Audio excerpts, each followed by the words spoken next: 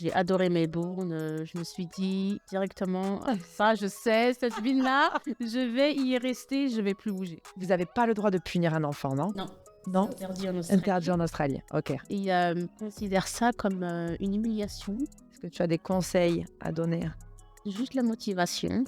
Une fois que vous avez la motivation, la détermination, vous savez ce que vous voulez, foncez. Il faut juste penser positivement et les choses viendront à toi, tout simplement.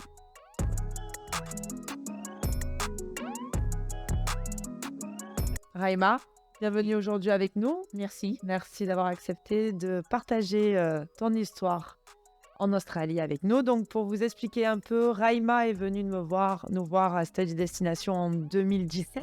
Depuis les 18, non? 2018, exactement, pardon, parce que tu arrives en 2017 avec un Working Holiday Visa. C'est ça. Et tu es venue nous voir parce que tu voulais faire un visa étudiant pour faire des cours de childcare, qu'on appelle petite enfance ici en Australie.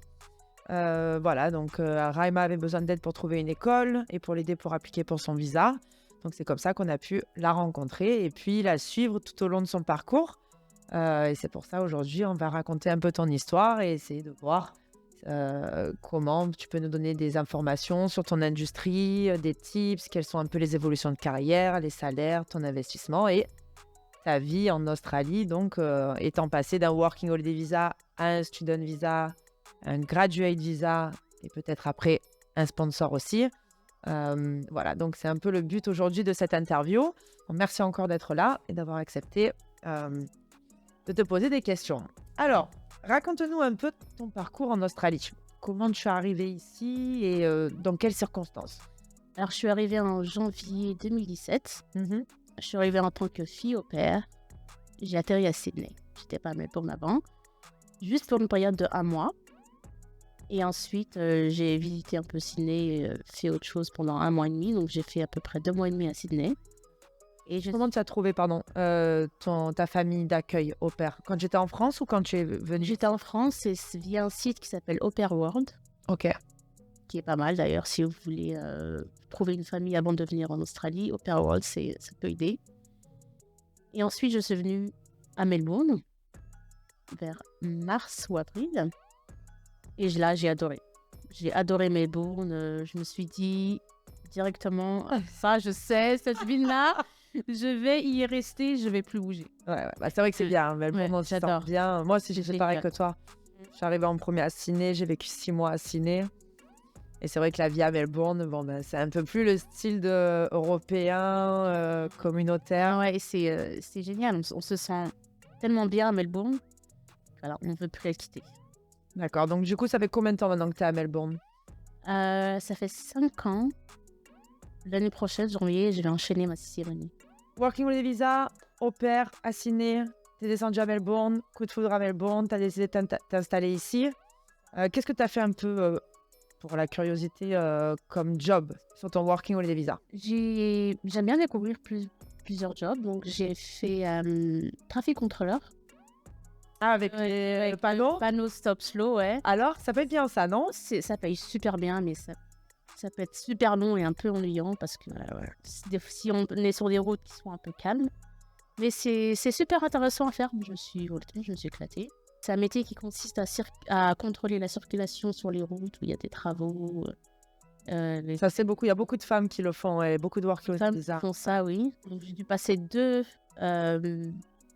genres de certificats. La white card et le deuxième qui est la trafic contrôleur card. Ok. D'accord. Donc, quand même, deux petites. Ils adorent faire ça ici en Australie. Le RSA, les white cards. Oui, j'ai dû passer le RSA aussi. Est-ce que j'ai aussi travaillé dans la restauration, dans un diner américain. Ouais. C'était super bien, j'ai adoré. Et pareil, toujours avec les enfants aussi. D'accord. Beaucoup de babysitting, de nuit, Donc, différents jobs. différents jobs. Ouais. Pourquoi tu as décidé de faire un student visa en Australie? Le visa, alors je savais que j'allais faire le student visa bien avant d'atterrir justement en Australie.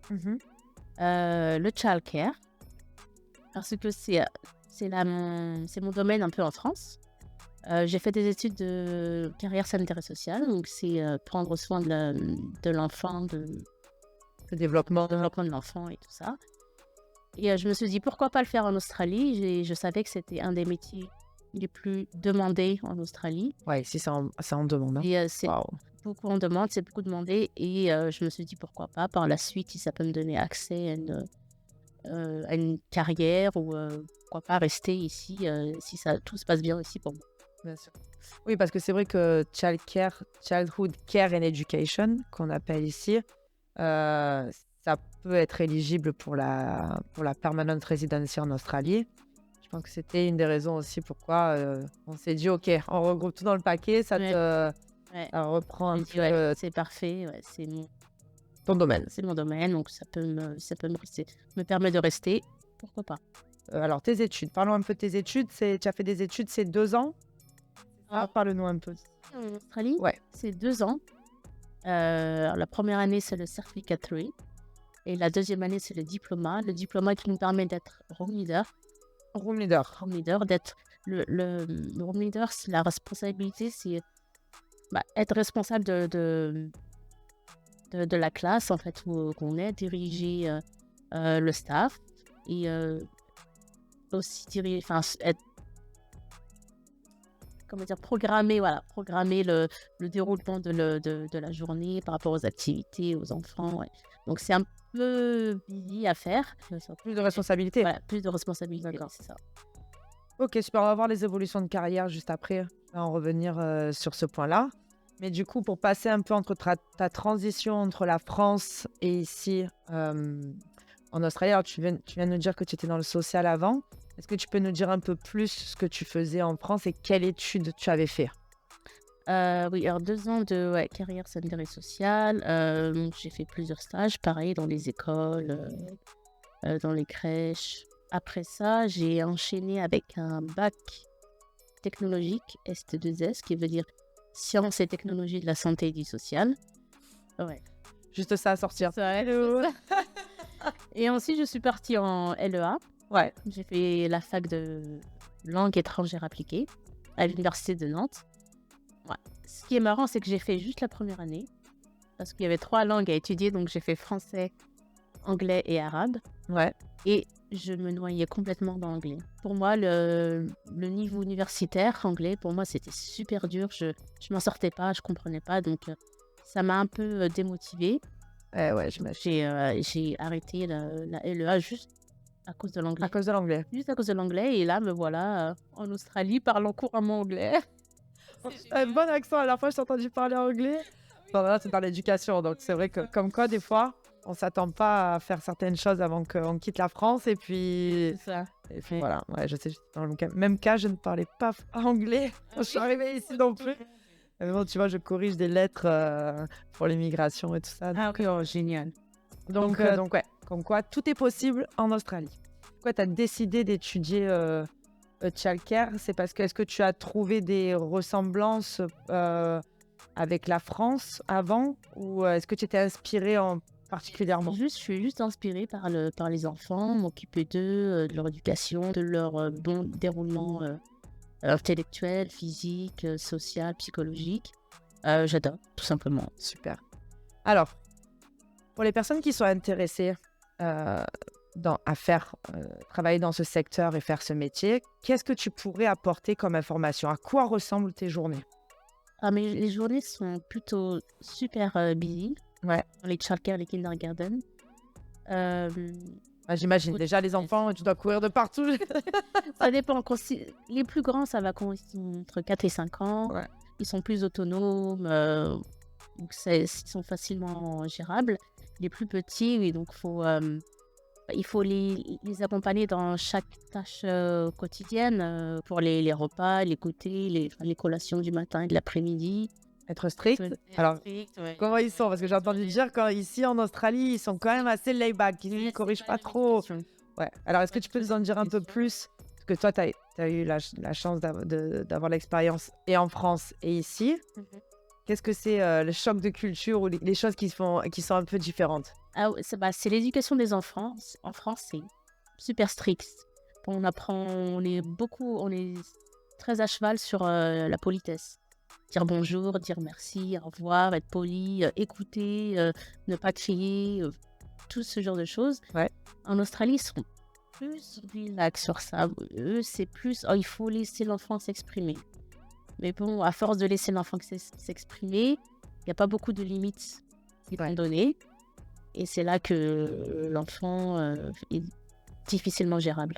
Parfois, ouais, j'imagine. J'avais entendu ça, c'est pour ça que je lève du coup la question, parce que c'est parfait d'avoir une expérience de chaque éducateur. Je sais que moi, j'essaie d'être très douce avec les enfants, très calme, mais quand les enfants comprennent quelles sont les limites qu'on donne, tu respectes. Ouais, c'est respectable et voilà, ils comprennent très, très rapidement. Vous n'avez pas le droit de punir un enfant, non? Non. Interdit en Australie. Ok. Ils considèrent ça comme une humiliation. Si tu mets un enfant au coin, c'est l'humilier et le traumatiser. D'accord. Donc ça ne se fait pas en Australie. C'est ce qu'on apprend en cours. Bon savoir. D'accord. Alors, est-ce que tu as d'autres anecdotes ou un autre point de différenciation comme ça entre la France et l'Australie au niveau éducation? Au niveau d'éducation, je sais que dans les écoles ou dans les crèches en France, quand il y a des familles étrangères qui viennent s'installer en France et mettre leurs enfants dans des écoles ou dans des crèches, il faut qu'ils s'adaptent à la France, à la culture, au système. Ici, c'est complètement différent parce que l'Australie est un pays très multiculturel, surtout Melbourne. Ouais.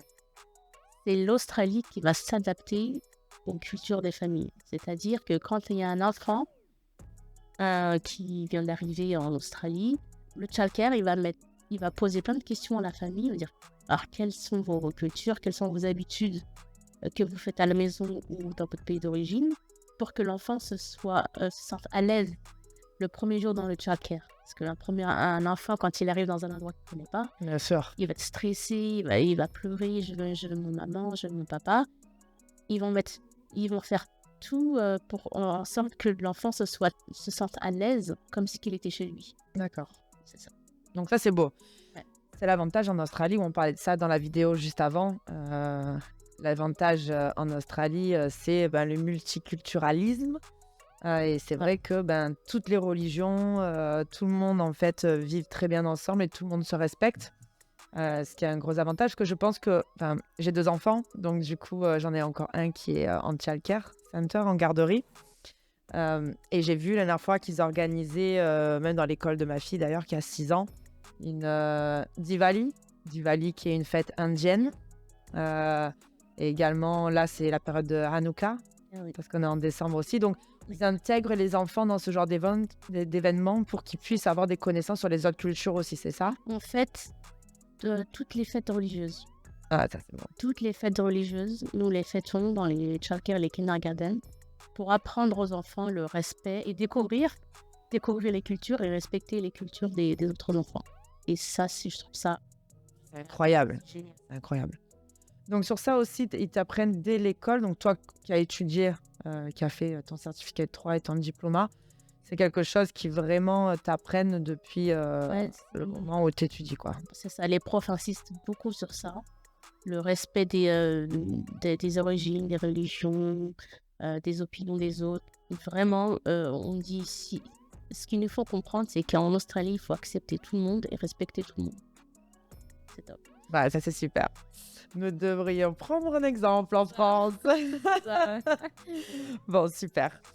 Alors, maintenant, on va parler, vu qu'on est quand même dans le métier d'éducatrice en petite enfance, au niveau salaire. Alors, combien gagne en moyenne une éducatrice de petite enfance? Alors, moi, je travaillais en casual. Donc, c'est à peu près $30 de l'heure. Une fois qu'on a le diplôme, c'est un peu plus, peut-être $32. Et une fois qu'on passe room leader, être responsable de la classe et du staff, c'est entre 35 et $36 de l'heure. Wow. C'est quand même... c'est bien.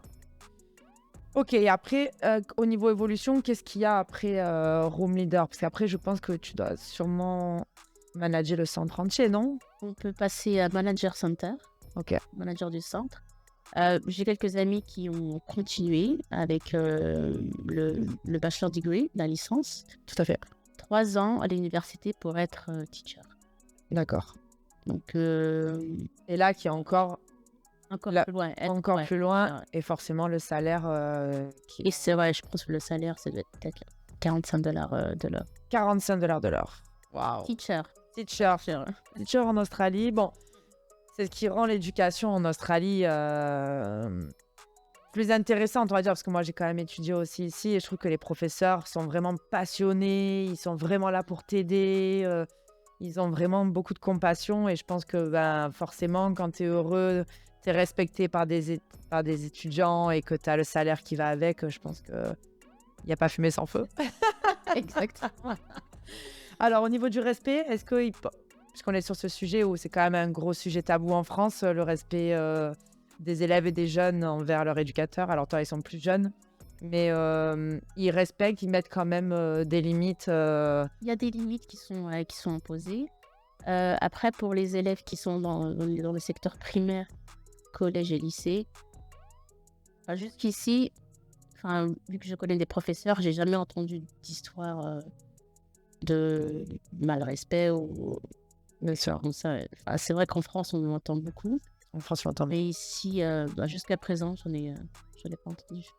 Et ouais, l'avantage est dans une société où tout le monde se respecte. C'est un gros avantage. Alors toi, au niveau de ton changement de carrière, enfin pas changement parce que ça reste quand même dans ta branche, dans ce que tu faisais un peu avant en France, es-tu content de ton choix et ton investissement? Ah oui, j'adore. Je suis super contente. Si c'était à refaire 2-3 fois, je le ferais sans problème. Je retournerai à l'école comme ça pendant des années. Après, c'est vrai qu'il faut travailler à côté pour pouvoir payer les études. Ouais. Le certificat 3 et le diplôme, ça peut se faire. Mais c'est vrai que quand on va à l'université, les coûts scolaires peuvent être beaucoup plus élevé. plus élevés. Ouais. L'université, c'est vrai que c'est en moyenne, c'est un coût un peu plus, c'est entre 20 000 et 30 000 $ par an. Donc, c'est un investissement plus gros. Ah. Mais bon, comme tout dans la vie, investissement, après, c'est vrai que derrière la carrière, les possibilités au niveau des salaires et des évolutions aussi, ça va avec aussi. Ça va avec. Mais c'est vrai que c'est très difficile, moi qui suis dans ça, et on a quand même des étudiants qui vont à l'université. Et c'est vrai que, comme toute vie étudiante, il faut se serrer la ceinture. Mais l'avantage en Australie, c'est qu'ils nous laissent travailler quand même quand on est étudiant 20 heures par semaine. C'est quoi la suite pour toi? Alors pour moi, la suite, le childcare où je travaille m'ont proposé un sponsor Ouais. pour être room leader justement dans une des classes. Donc je pense le second step, ça va être le graduate visa, le sponsor, et j'espère un jour enfin la PR, Ouais. la permanente résidence, ouais. Donc ça, c'est qu'il faut que tu fasses ça avec un agent d'immigration. C'est super important. Et je suis en contact avec un agent d'immigration. Et pourquoi pas, après, une fois que je serai résidente en Australie, j'ai un challenge. Je me suis dit, pourquoi pas ouvrir mon propre childcare français. Ah, ça, c'est super. Il y a de la demande. Hein. Beaucoup de demandes. Il n'y a pas beaucoup de childcare français. Enfin, il y en a quelques-uns, mais c'est beaucoup demandé. Donc, ils sélectionnent les familles.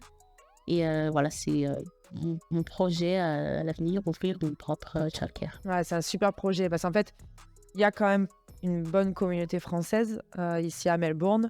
Mais quand je parlais un peu, il y a beaucoup d'étrangers qui adorent la France. Parce que être français, à tout le monde, quand on arrive ici, j'adore. C'est « Oh, vous êtes français, oh mon Dieu, pour continuer à parler, j'adore cette langue, oh mon Dieu, c'est romantique. » Et c'est vrai qu'il y a beaucoup de familles, j'ai réalisé, qui veulent mettre leurs enfants à apprendre le français depuis le plus jeune âge. Des familles chinoises, coréennes, différentes, australiennes.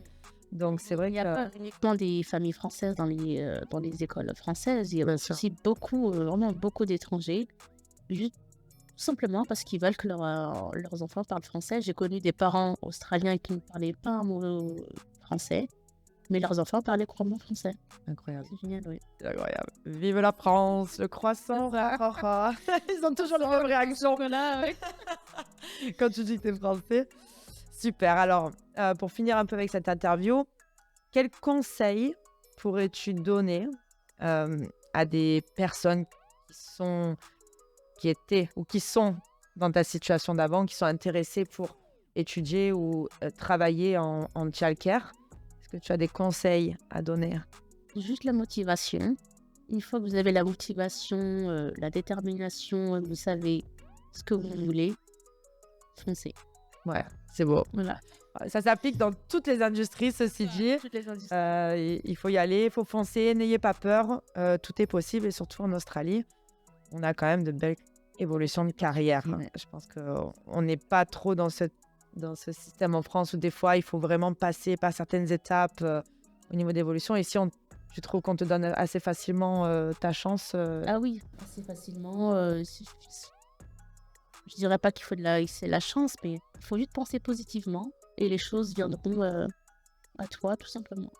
Super. C'est ça. Magnifique. Bon, bah écoute, merci en tout cas pour ton temps avec nous aujourd'hui. On croise les doigts et on te porte beaucoup de chance pour tes prochaines étapes. Et qui sait, peut-être que quelqu'un qui regarde cette vidéo pourra un jour, d'ici là, avoir des enfants et les inscrire dans ta childcare. Oui, d'ici là, j'espère. On refera une vidéo Successful Story. Ouais. Elle reviendra. Merci à tout le monde de nous avoir regardés aujourd'hui et d'avoir écouté notre histoire avec Raima sur la petite enfance et ses choix d'études et carrière en tant qu'éducatrice. On vous retrouve très bientôt pour les prochaines histoires incroyables de notre communauté. N'oubliez pas de vous inscrire, de partager, de liker et de nous suivre pour les prochaines vidéos. Merci.